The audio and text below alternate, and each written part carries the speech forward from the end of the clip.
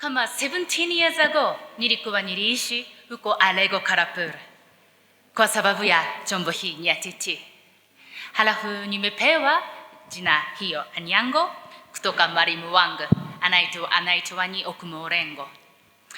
Sasa leo nashukuru sana nimepewa na opportunity ya hii. Nashukuru sana kwa mzee Tabu, tena Bill, tena Josek na watu wote wa Kenya. Sasa nimefurahi kabisa kwa sababu tangu 7 years sikuweza kurudi Kenya. Mambo mingi iko, tena pandemic pia niko. Sasa at last, sasa nimesharudi. Sasa ninahisi hapa ndio home.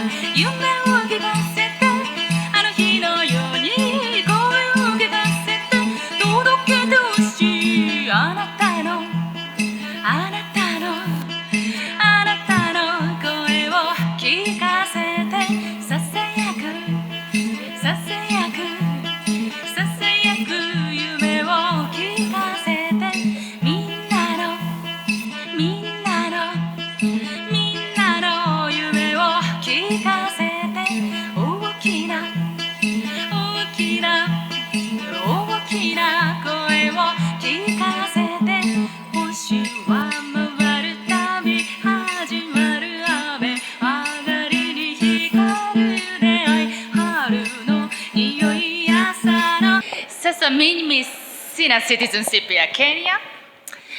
Sasa niko na citizenship ya Japan peke yake. Halafu nimeshaolewa na hiyo instrument Nyatiti.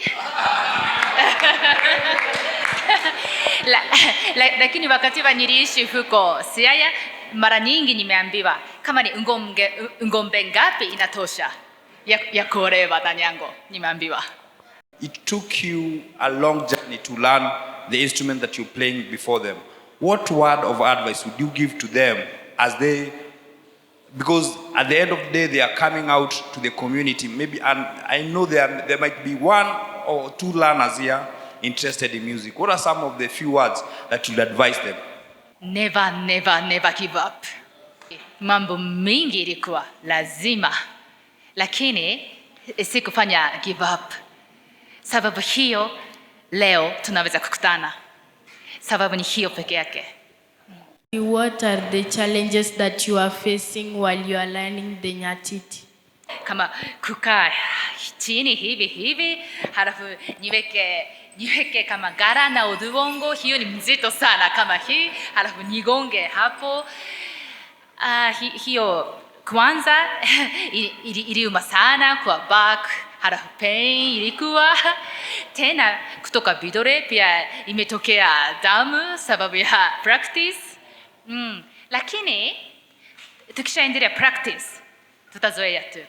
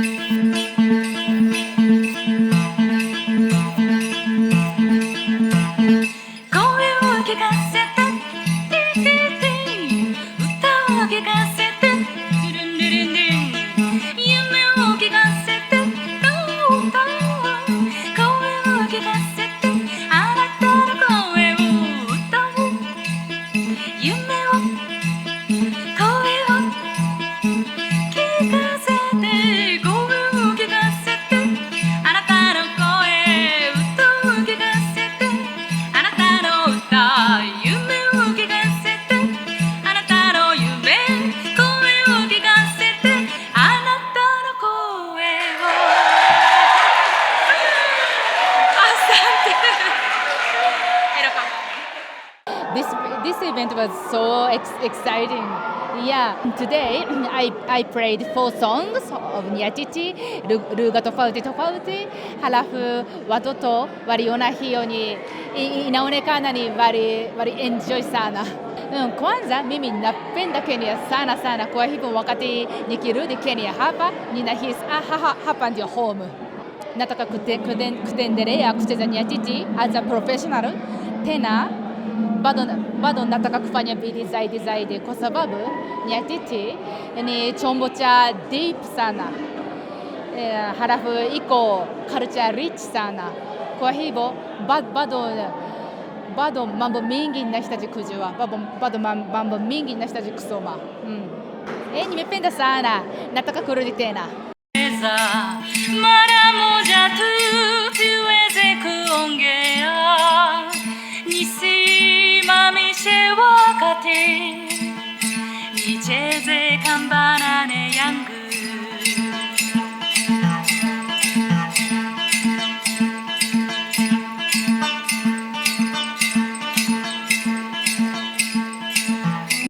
No, I think it was very good. The whole event was very good because the girl child, sometimes it takes them to see that someone can come from out there, like them, and succeeding with this particular instrument. So I'm sure now they're really inspired.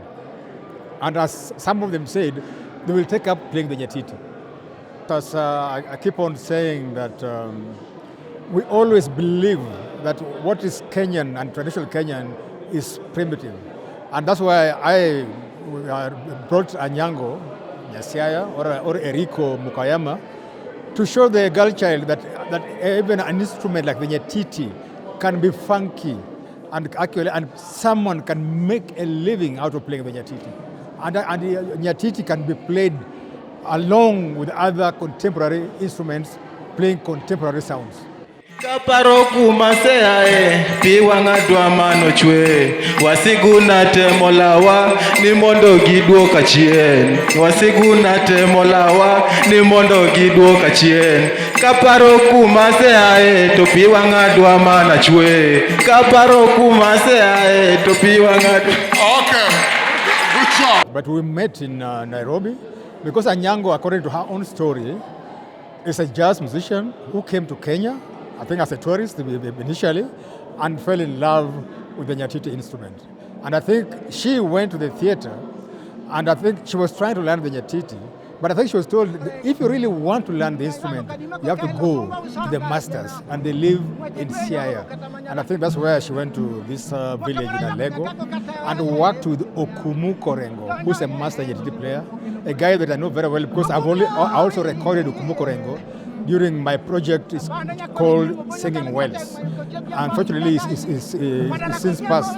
But Okumukorengo, I think, really mentored Anyango well, because Anyango lived in the home for almost a year. So she immersed herself into the culture. Because just knowing an instrument and not knowing the history or the story behind the instrument is not good enough. And that's why she is a real Nyatiti first female player. I know a lot of Kenyans, especially the women, don't like that. But it's the truth. Because if it's not her, who else? None of these ladies who are playing the Nyatiti now can sacrifice and go and live in the village for almost 1 year. Because for you to learn such an instrument, you must learn it from the master. And Okumukorengo taught Anyango. Anyango learned it from the master. And it is Okumukorengo who told Anyango, I believe you are the first female Nyatiti player. She didn't bring it claim to be.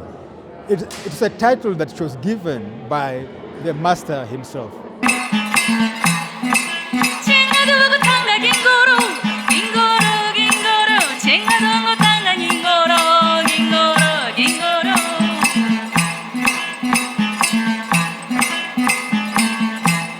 My advice to the young creatives, they don't have to look beyond our borders.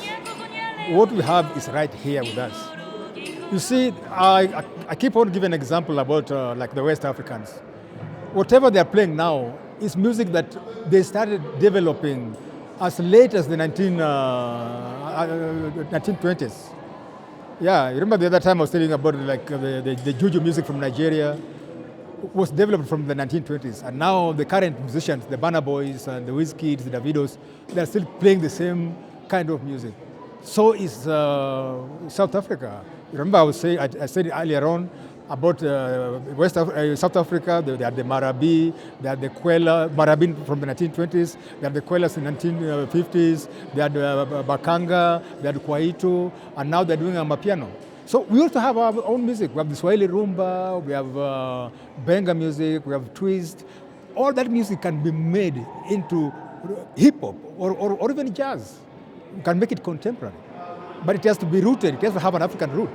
Today was a very good session, just based on, it's very good to encourage these young folks, and also an awakening for us, and to have Anyango come through.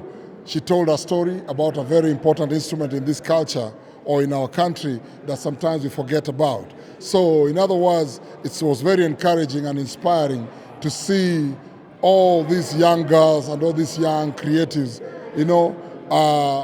enjoying a moment of something that just in their neighborhood. Sometimes you don't know what you got until somebody else is doing it. So it was very encouraging to see Anyango come here, and I'm glad the thing went the way it went.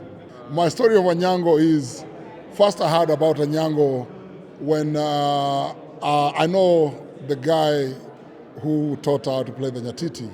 And he used to hang out at the National Theatre, God rest his soul, and Nyamungu, I remember him as Nyamungu.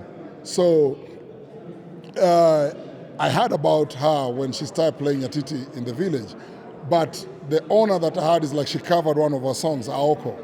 On her album, she did a song, a rendition, a Japanese rendition of Aoko. So that's how we started communicating with Anyango and became friends, So again, it's an honor to have somebody cover your song, but also just to see it done the way she did it, doing it on Nyatiti, an instrument from here. So in other words, as I said even in my speech, your traditional instruments are not inferior. So let's embrace that. Our sound lies in our traditions. And our traditions are the food we eat, our lifestyle, and the music, and the culture. And the culture involves the music too, and the instruments that we use. It was a dope event. I like what SHOFCO is doing.